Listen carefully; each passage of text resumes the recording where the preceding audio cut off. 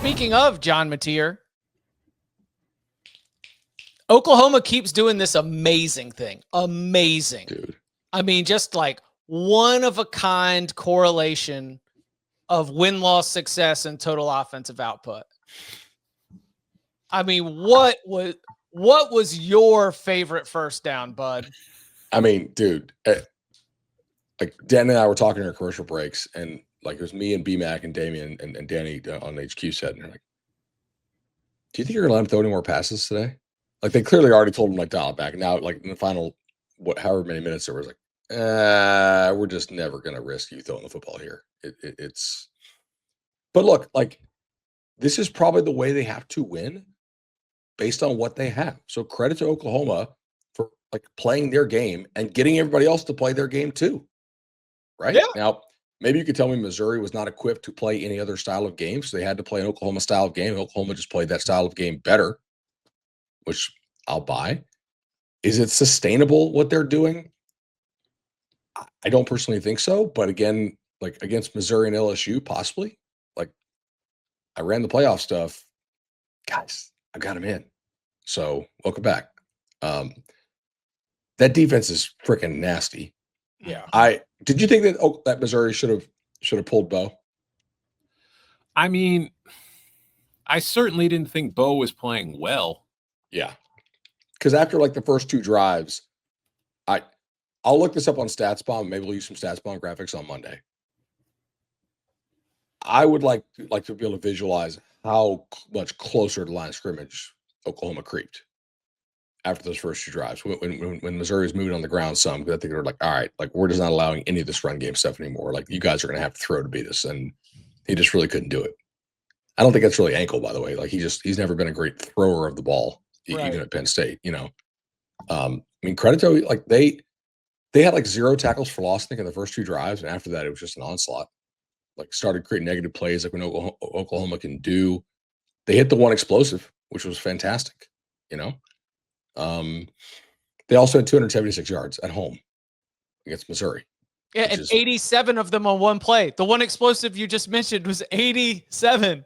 The percentage of the total offense. I mean, that was a great play, by the way. It was a fantastic play. Yeah. And it was delivered right on Stroud, and he took it to the house, and we were like, okay, well, that's all the offense we needed for today, boys. Defense and special teams going to handle the rest. It was literally right after he was so behind on a pass, like to a wide-ass open guy on, first down or second down. I was like, oh, God, like, are we doing this again? And then he hits him in stride. It was beauty.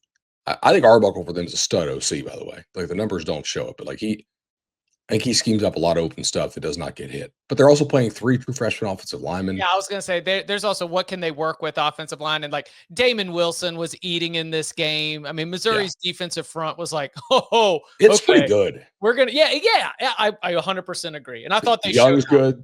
I don't know that he tackled names. I forget who it was. Like, those guys were getting home some. It was pretty impressive. Yeah, it was not the prettiest game to watch. I mean, Mateer finished 14 of 30 for 173, and you mentioned he had 87 on the one throw. Like, it is very important for them what seed they get. Like, they need a home game in the first round. Because I know they've had success on the road. I know they've beaten Alabama. I know they've beaten Tennessee.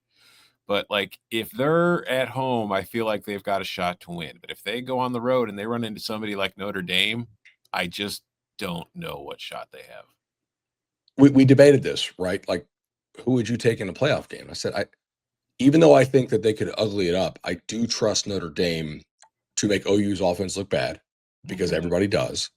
And I do trust Carr and those skill guys to score in like the mid to high 20s against OU.